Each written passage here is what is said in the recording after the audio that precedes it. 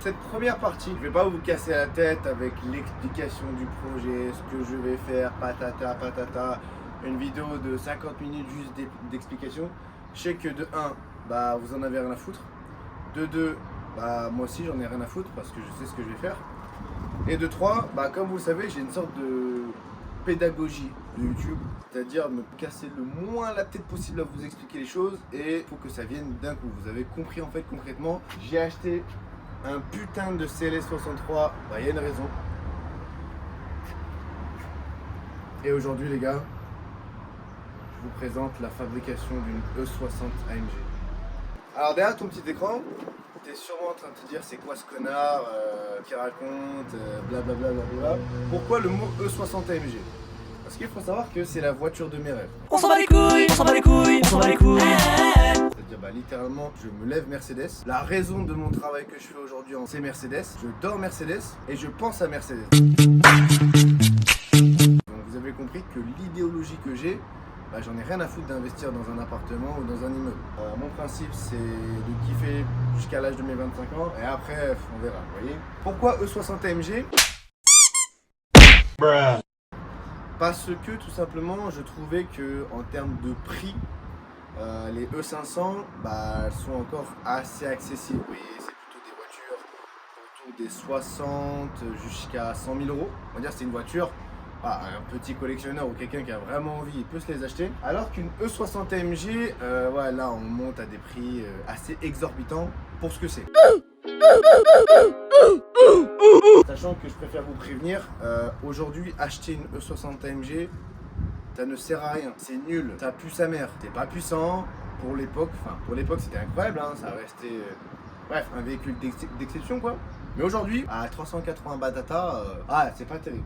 C'est pour ça qu'en fait, vous allez comprendre justement la création enfin de Gailla's Detailing. Pourquoi? Parce que jusqu'à maintenant, bah, vous avez vu juste un connard restaurer entre guillemets l'erreur humaine, c'est-à-dire un accident de voiture, et on va dire aussi la modification d'une petite CLA 45 AMG. D'ailleurs, big up à toi, ça m'a fait vraiment plaisir et ce sera un réel plaisir la prochaine voiture. Enfin bref, seul lui le saura de quoi je parle. Et concrètement, voilà, je vais faire simple. Aujourd'hui, je vous montre comment je fabrique la E60 AMG de mes rêves. Comme tu peux le voir, malheureusement et heureusement pour certains personnages qui me suivent, la concession BMW a totalement disparu. Donc effectivement il y a eu un gros nettoyage. D'une part parce que je me suis bien fait hagar par le daron, mais de deux, il fallait quand même avoir un bon espace propre de façon à pouvoir travailler, sachant qu'il va y avoir beaucoup de travail. Donc je vais vous montrer brièvement le véhicule. Donc effectivement vous avez pu comprendre que c'est une Mercedes 300D de 1990, donc phase 2. Il faut savoir que je l'ai récupéré à Ajaccio. Donc la personne qui concerne, merci encore à lui, parce que bon, ce genre de véhicule aujourd'hui, il y a beaucoup de gens qui se mangent les couilles. Bref, voilà, en termes de prix, c'est assez compliqué. Effectivement, c'est pas dans un état super, je préfère vous prévenir, mais moi j'en ai rien à foutre parce qu'il y aura un kit carrosserie qui sera prévu. Globalement, le véhicule reste plutôt en bon état, comme on peut le voir. Un peu de bosselage, une peinture plutôt correcte. Bon, il faut savoir que malheureusement, c'est une peinture qui a aussi pas mal de points de rouille, hein, comme on peut voir. Il faut pas oublier que c'est un véhicule qui a quasiment 33 ans aujourd'hui. Donc mécaniquement parlant, il faut savoir que j'ai regardé en dessous, ça a l'air plutôt propre. Elle est sur combiné fileté. Bon, pourquoi pas. En fait, c'était une voiture qui était destinée à faire du drift. Bon, on va comprendre pourquoi. Et malheureusement, le propriétaire manque d'argent, manque de temps et plusieurs projets en cours. On n'a pas pu réaliser ce qu'il voulait. Donc voilà. Et alors là, les gars, vous allez vraiment me détester ou bien m'adorer. Des putains de jantes de BMW série 5 ou série 3, je crois. Sauf qu'il a mis un petit logo Mercedes. Alors, à la base, je trouvais ça dégueulasse.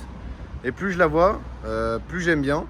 Mais bon, rassurez-vous par rapport à ça, il y aura pas mal de choses qui vont être prévues. D'accord? Concernant l'intérieur, bon, on n'en a rien à foutre. Mais voilà, ça reste l'intérieur de base de l'époque. Avec un bon petit volant. Et vous avez vu, bien évidemment, quand je la conduis, je suis vraiment bien calé. Donc voilà. Intérieur plutôt propre, faut le savoir, pour son âge. Donc concrètement, au niveau du projet, je vais vous spoil direct, je vais pas parler chinois, j'ai pas envie de vous faire attendre. J'ai vraiment pas trop envie de vous faire attendre. Kit carrosserie E60 AMG, toit ouvrant panoramique d'une putain de Twingo 1. J'ai fait quasiment 800 km aller, 800 km retour le même jour pour récupérer cette putain de merde. Et d'ailleurs, je me suis fait arrêter par la police à 1 km de la casse et j'ai perdu un point, malheureusement. Moi, bon, ça, c'est mon histoire personnelle. L'achat justement d'une petite chèvre. Alors, il faut savoir que je suis le genre de mec, je déteste être dépendant des gens. J'ai demandé de l'aide à 2-3 personnes, ça me fout la mort.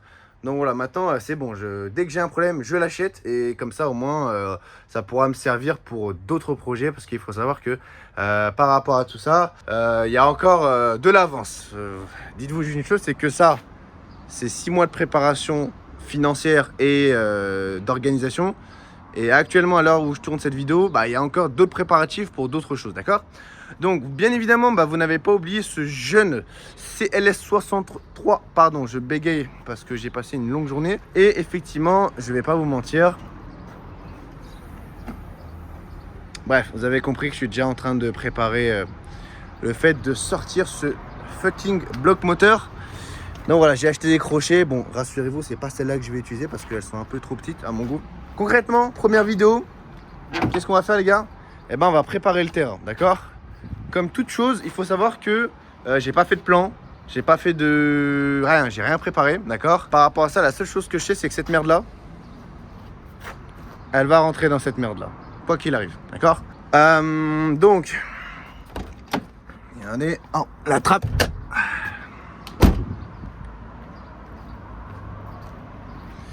Alors l'avantage, ce petit logo Mercedes, franchement, je l'aime trop. Tous les matins, je lui fais un bisou avant de partir au travail. Et voilà. Donc je vous présente, alors si je ne me trompe pas, n'hésitez pas à me corriger, des fois je peux faire des erreurs, l'erreur est humaine. Un OM603, d'accord? Donc c'est un 300 DT de mémoire, diesel, enfin turbo diesel, donc TD ou DT, bref je sais pas, je connais pas trop les significations. Donc il sera à vendre bien évidemment parce que ce genre de merde, l'Afrique centrale, beaucoup de gens sont à la recherche de ce genre de petites bébêtes. Et comme d'habitude, la petite technique chez Mercedes. Bon attendez, c'est un peu galère. Voilà, on va le faire d'un côté. Hop, le stabilisateur qui a bugué. Et on va le faire de l'autre. Hop, je suis en train de le faire avec la tête. Voilà. Voilà, ça c'est la signature de Mercedes, hein, le capot bien grand ouvert. Hein, et 1990, 2009, et il y a la même chose. Hein, donc je peux vous dire qu'ils sont assez fans de ce genre de choses. Donc concrètement, là, le but de la vidéo, préparation du terrain.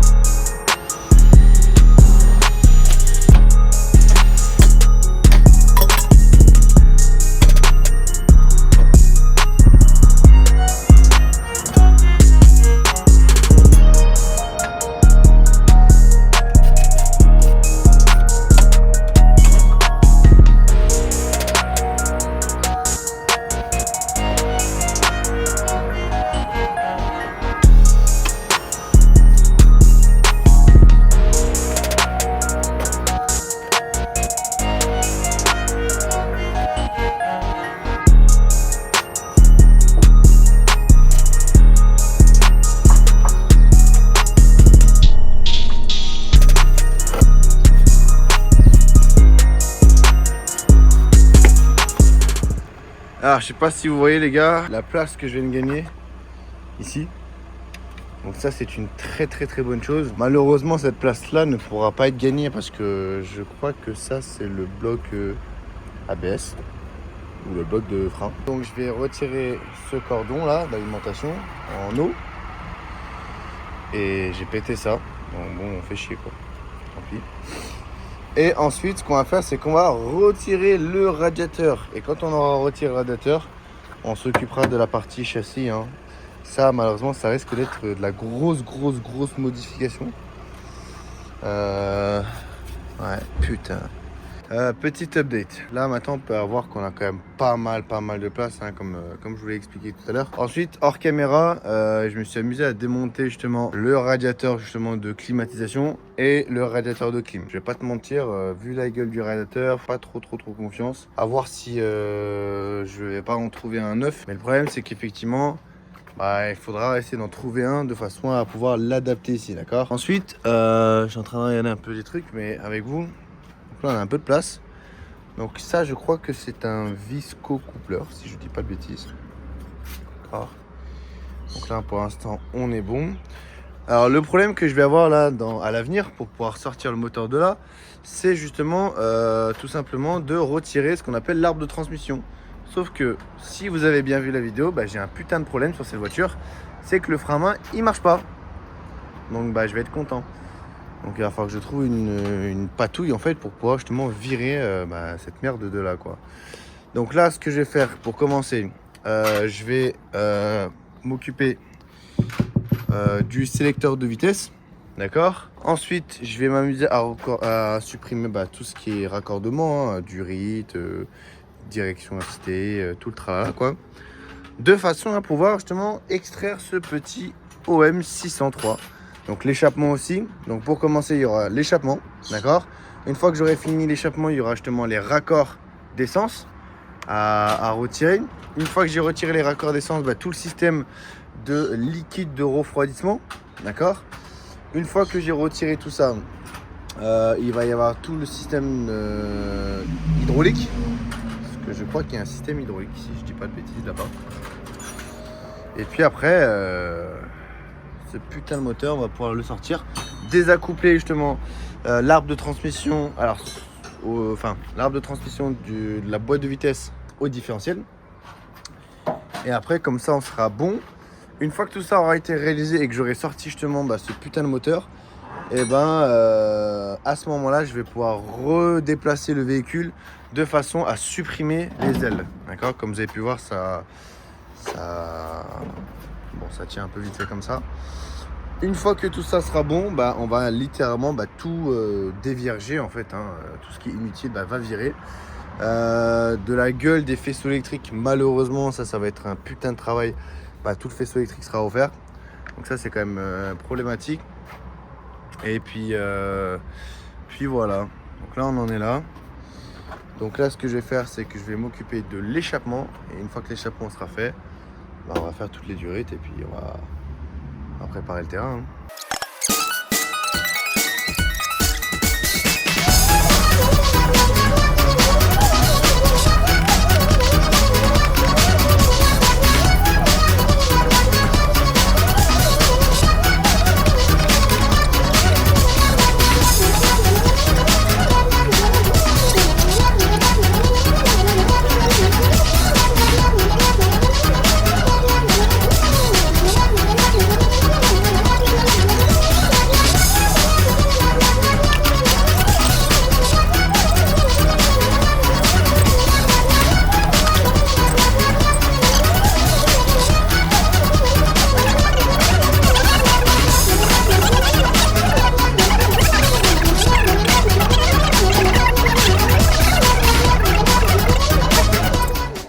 Bon les gars, jour 2, je vous montre un petit peu vite fait l'avancée. Donc là aujourd'hui, il n'y a presque plus rien.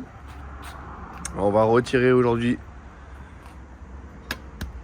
le moteur. Donc je vous montre brièvement ce que j'ai fait. Alors je ne sais pas si je vais pouvoir atteindre aussi bas, mais en gros avec le stab, j'ai retiré l'arbre de transmission à l'arrière. J'aurais bien aimé justement vous montrer exactement le processus de démontage d'un arbre de transmission. Mais malheureusement, au niveau de l'équipement, C'est un peu compliqué parce que j'ai toujours pas acheté de GoPro et que concrètement, pour pouvoir réaliser des bonnes scènes quoi, il faudrait plus d'équipement. Donc là, c'est pour ça que, comme je vous ai dit, normalement, je devrais acheter bientôt une GoPro. Avec plutôt une seule, avec plein de batteries et 2-3 cartes SD. De façon à ce que je puisse vous faire du POV. Là, bon, je suis désolé, hein, c'est un peu chiant de... Je déteste ça sur YouTube, hein, quand Farine de Blé, quand au bordel, ils font un truc, ils coupent, ils disent bon, j'ai fait ça sans te le montrer, ça fout la mort. Donc, je vous comprends derrière ton petit écran. Ouais, petit. Et voilà, je m'en excuse. Je sais que là, la qualité de cette vidéo ne sera pas autant au rendez-vous que la 6. Pourquoi? Parce que je ne travaille plus qu'à l'avant de la voiture. Mais un peu tout sur toute la voiture. Et il y a des scènes que je peux pas tourner. Ou difficilement. Donc voilà. Bon les gars, petite update. Donc je viens de retirer justement ce que j'appellerais moi la demi-ligne. D'accord. Donc là c'est bon. Donc elle est ici. La chance que j'ai, c'est que c'est quand même une voiture qui a quand même pas mal fui d'huile dans sa vie. Et donc j'ai eu aucune de vis qui m'a cassé les couilles. Donc ça c'est une bonne chose. Donc une fois que ça s'est retiré, l'arbre de transmission est retiré. Donc là effectivement je vais commencer à retirer tout le faisceau. Hein. On s'en bat les couilles, on s'en bat les couilles, on s'en bat les couilles.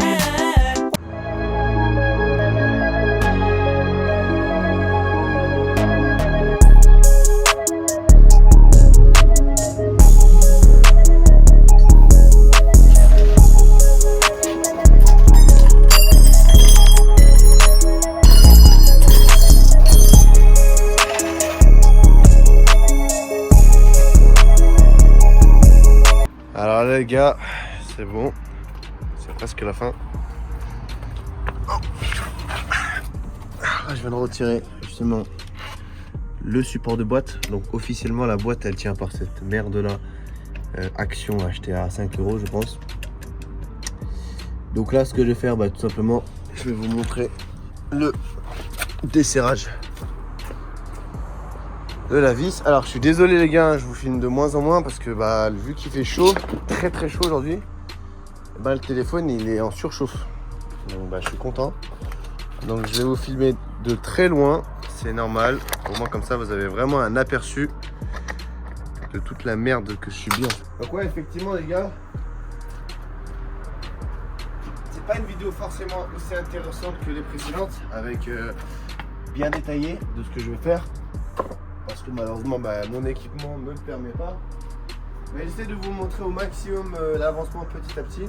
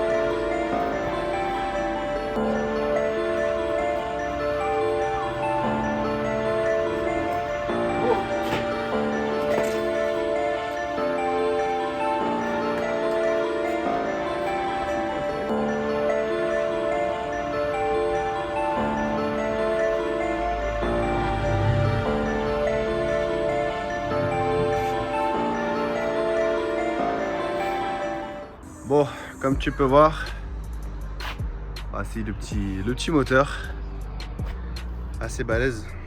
Donc ça c'est la vis que j'ai fait tomber tout à l'heure. Voilà, ça a été assez compliqué, je vais pas vous mentir. Mais bon, j'en suis assez fier parce que c'est la première fois que je travaille sur un OM 603. Donc c'est vraiment cool. Voilà. Beaucoup de problèmes au niveau du démontage. Surtout cette partie-là qui m'a vraiment dérangé. Je l'ai voilé, donc ça risque d'être compliqué pour le capot. Je suis même énervé, enfin bon bref, il y a un peu de casse on va dire. Mais bon, globalement c'est plutôt propre. J'ai eu un problème, c'est qu'à un moment donné, j'avais justement tout le bas de caisse, on va dire, tout le bas du châssis en fait, qui touchait sur ça. Donc c'était un peu compliqué, comme vous avez pu voir, j'ai pu jouer avec ça. Donc là on est good par rapport à ça. Donc là comment ça va se passer? Tout simplement le but ça sera de vider le tout. Mais là au moins on va en finir là pour cette première vidéo, pour cette premier épisode. Donc voilà, petit moteur bien posé. Donc voilà, j'espère que ça vous aura plu par rapport à ça. Et puis dites-vous juste une chose, c'est que normalement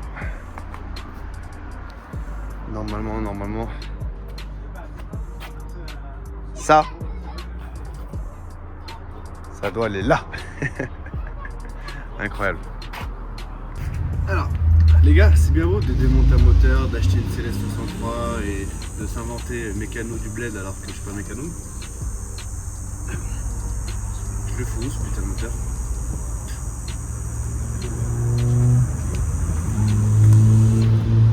Bon,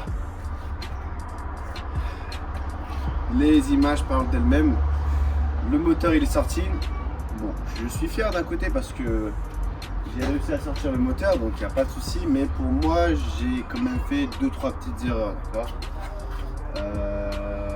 J'ai oublié le capteur de la boîte de vitesse. Bon, je vais pas vous mentir, je l'ai un peu arraché à la... Je l'ai un peu coupé à la zone en fait. Et surtout le bas. Donc l'avant centrale que j'ai un petit peu voilé, et ça c'est problématique parce que c'est ce qui va permettre le capot de fermer correctement et tout. Donc là ce que je vais faire, c'est que je vais prendre un petit coup de marteau en bois, puis redresser le tout. Puis voilà, vous allez pouvoir le démontage du moteur. Donc c'est quand même pas une petite vidéo, d'accord. Je suis vraiment désolé, j'ai pas pu vous faire des vraies scènes comme avant parce que c'est de la POV. Donc là, effectivement, l'investissement d'une GoPro est nécessaire pour la suite des vidéos. Par rapport à ça, donc beaucoup de choses. Donc là, c'est pas fini, c'est simplement le premier épisode, la première partie. Donc là, ce qu'on va faire, tout simplement, c'est pas fini. Et ouais, la vidéo n'est pas finie. On va tout simplement ranger le tout, d'accord, et déplacer. Donc là, ça va être génial.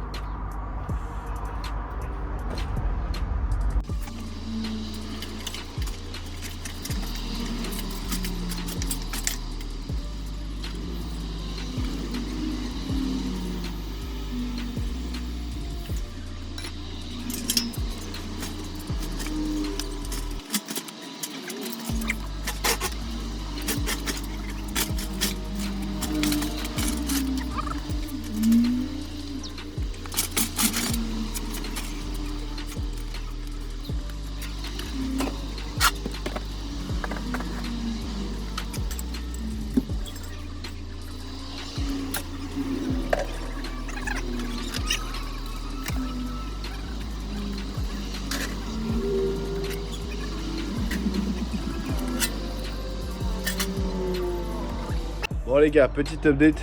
Donc c'est bon, j'ai commencé vite fait à nettoyer, à ranger. Donc ça sera hors caméra, le rangement on va dire des outils et tout. Voilà la bébête à quoi elle ressemble maintenant. Donc on a plus rien du tout en fait.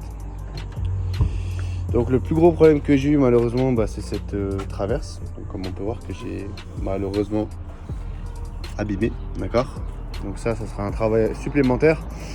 Et bien évidemment vu la galère que j'ai eu de sortir cette grosse bébête, sachant que ce machin-là, bah, il est 2 fois plus gros, en théorie, et ben malheureusement ou heureusement pour moi, je vais devoir modifier justement la structure. C'est-à-dire tout ça là, ça va devoir dégager. L'histoire que j'ai de la place pour pouvoir insérer le Silly 3. Et après, ça sera du sur-mesure en fait à chaque fois. Il n'y aura pas tout qui va être existant, d'accord. Pour les puristes, ceux qui vont crier au scandale sur YouTube, sur Pornhub, voire sur Dailymotion, rassurez-vous, il va y avoir une barre anti-roulé qui sera installée le jour où ça sera justement nécessaire par rapport à ça. Donc voilà, je vous laisse admirer ce petit OM 603 donc, qui sera en vente sur le bon coin, d'accord. Bon, il faut savoir que je vais être franc avec vous, il y a juste le visco coupler que j'ai baisé. Ça sera annoncé sur l'annonce. De base, il était baisé, mais bon. Voilà. Et le capteur de boîte que j'ai coupé vite fait. Donc voilà, tout sera annoncé dans l'annonce. Ou sinon, je crois que j'ai quelqu'un qui sera prêt à l'acheter. Donc voilà. La petite babette, donc je vais être franc avec vous, regardez, elle bouge. Genre, vraiment, ça se pousse. Bon, là, je suis dans un trou, donc c'est pour ça que je galère. Mais voilà, donc là, ce qui va se passer, c'est qu'il y aura de l'achat de pièces. Donc on va commencer à préparer le terrain, d'accord. Et puis en fonction de mon organisation, on fera des choses. Soit on fera justement le toit, soit on fera justement des pièces de carrosserie. Donc voilà, donc je tiens à vous préciser, gardez votre mal en patience parce que ça risque d'être long en termes de vidéo par rapport à ça. Et bien évidemment, on va aussi préparer le terrain par rapport à ça. Mais justement, la CLS63, je préfère m'en occuper vraiment à la toute fin parce que chaque minute qui passe, c'est une vis que tu oublies. Donc voilà. Et puis bien évidemment, il va y avoir un travail qui sera, vous avez vu quand j'ai pas le stabilisateur, c'est différent. Qui sera, pour moi, c'est plutôt l'intérieur qui me fait peur. Parce que comme vous le savez, les intérieurs, ça se démonte, mais ça se remonte pas, tu vois. Donc voilà. Bon, en tout cas, j'espère que vous avez aimé cette première vidéo sur la W124. Donc, c'est une vidéo qui est bien différente à ce que vous avez pu voir d'habitude. Donc voilà. Donc là, je vous demande simplement de garder votre mal en patience puisqu'il va y avoir de l'achat de pièces. Et par rapport à ça, vous allez voir que l'organisation, elle va être incroyable. Allez, bisous à vous les gars. Merci encore et puis à la prochaine. Ciao, ciao.